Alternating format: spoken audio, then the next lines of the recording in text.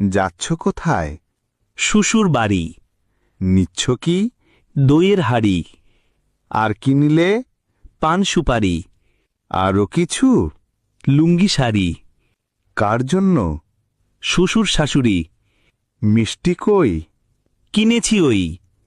কতটুকু? কেজি 2। আর কি নিলে? বড় রুই। এই কেবল? দেশি চিতল।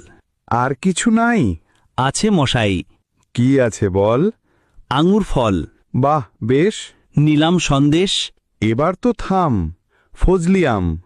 কথা পাল্টাই। জি মশাই। মা কেমন তর? রাখি না খবর। কেন রে? থাকেন দূরে। কোন গ্রামে?